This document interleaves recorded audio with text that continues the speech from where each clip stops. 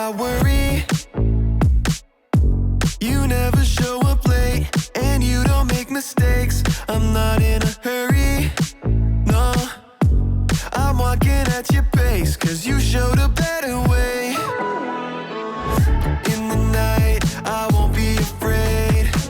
You're by my side, so I know I'm okay. So I will sing at the top of my lungs, the loudest praise, and it goes like, hey, you never change. Your love is strong and it won't fade away. And oh, you never let go. Every day I will sing your praise. I will sing your praise. Praise, praise. I will sing your praise. Praise. My maker, yeah, you are. You call me by my name since before the earth was made. The whole world's creator, yeah. You put the stars in space and the smile on my face. In the night, I won't be afraid. You're by my side, so I know I'm okay. So I will sing at the top of my lungs, the loudest praise, and it goes like, hey, you never change. Your love is strong and it won't fade away. And oh, you never let go. Every day I will sing your praise. I will sing your praise. Praise, praise. I will sing your praise. Praise.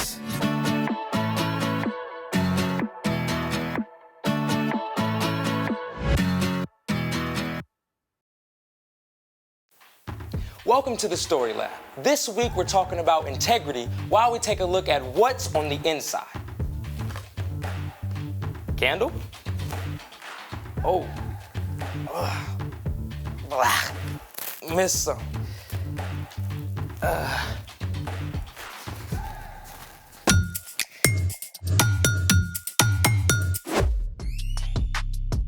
Hey, I'm Carter. And I'm Zeke, We're talking about integrity. which is choosing to be truthful in whatever you say and do.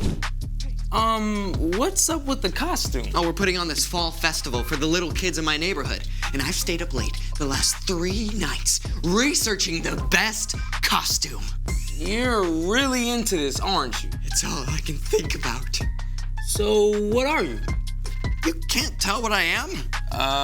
Nuclear physicist? Computer repair guy? No. Oh, you're a smarty pants. I'm a natural, right? All right, Mr. Smarty Pants. Do you have something for us to do today? Of course! Your mission, should you choose to accept it, is to remove the windshield washer fluid from these beakers. Okay. Whoa, where are you going? To dump this in the sink. No. Way too simple. Then tell me what method we can use, Smarty Pants. We shall employ the principle of displacement. You really like to complicate things, don't you? Indeed I do. Let's make it. So is this our stuff? Yeah, it's all right here. We're gonna see who can displace the most washer fluid in their beaker with the fewest candies. But you get to choose which one. Let's see. Well, the pumpkins are a little heavier. I can't really tell. But the Tootsie Rolls have the fluffy ends. I choose the pumpkins. Excellent. Ready? You're on. Let's Tootsie Roll.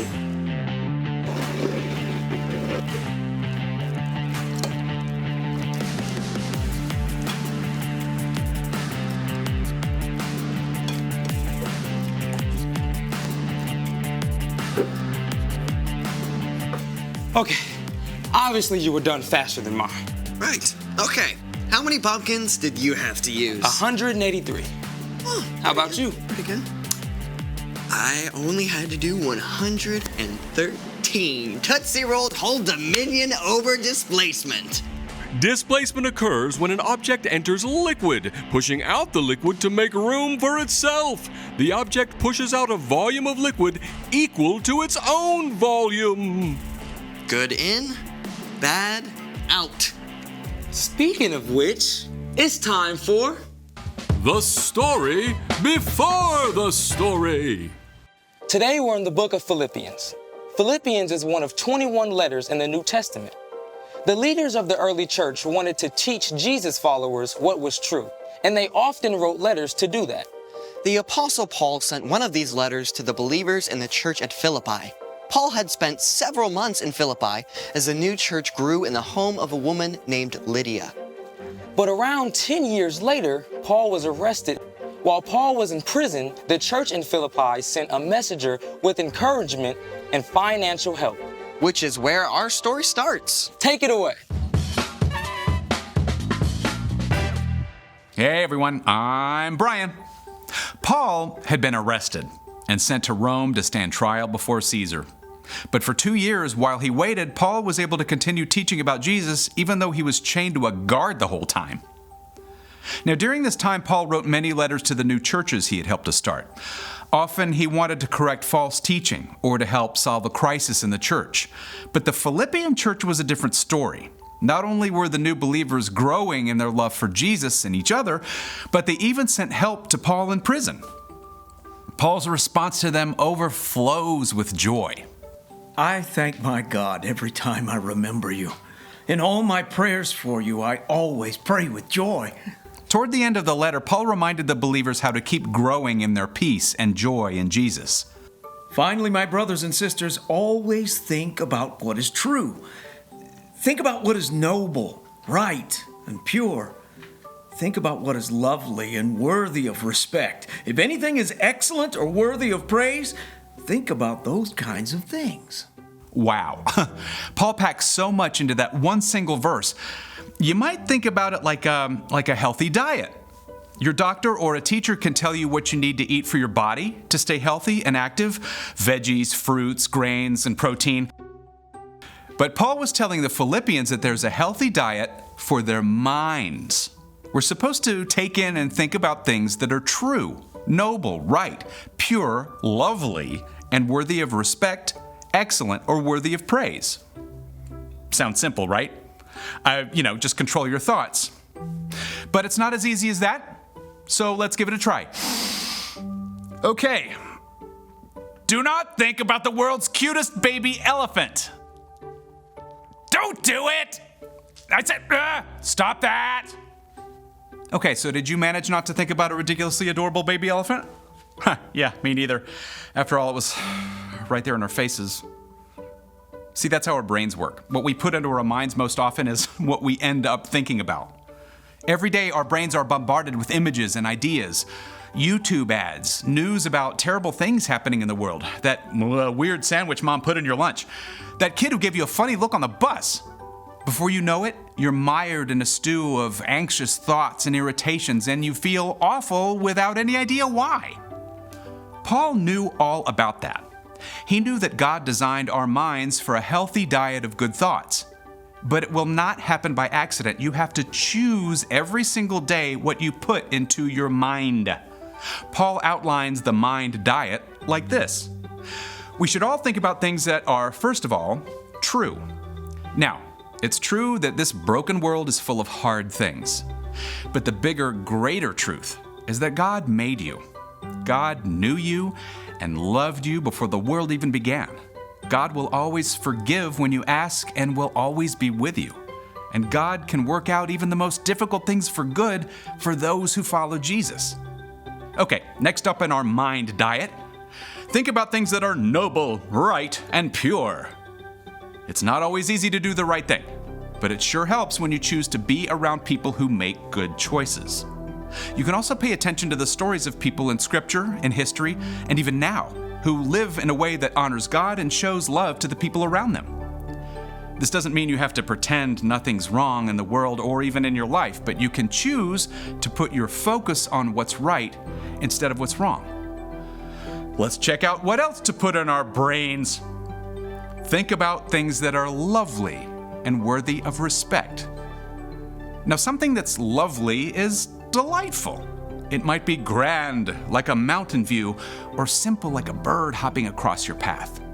Lovely might be a smile from a friend, or a really funny joke that makes you LOL for reals.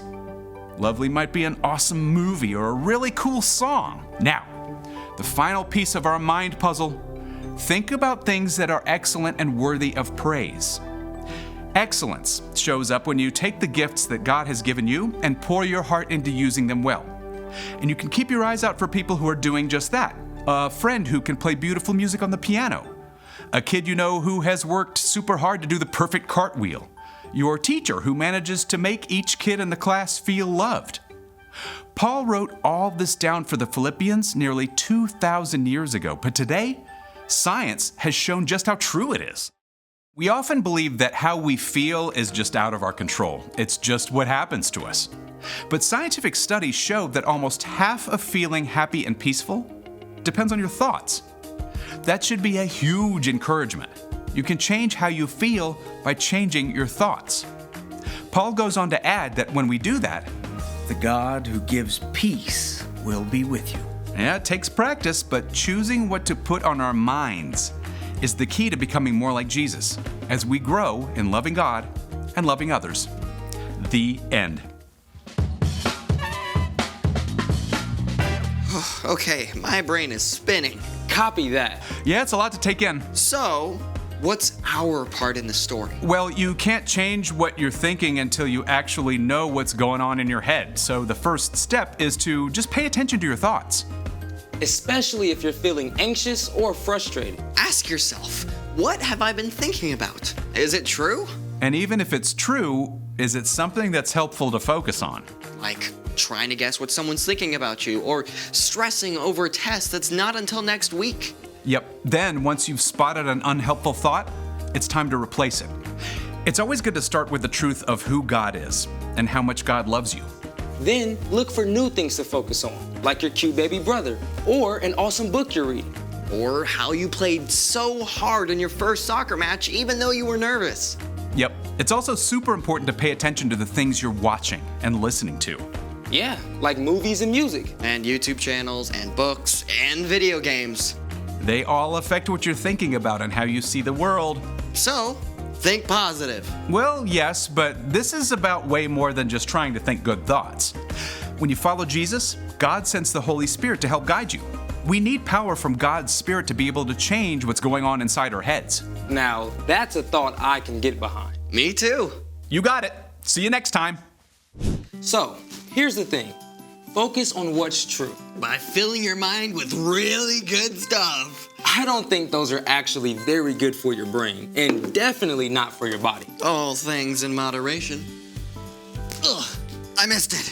Thanks for joining us in the Story Lab. See you next time. Here, let me try. That was amazing. Oh, you got it.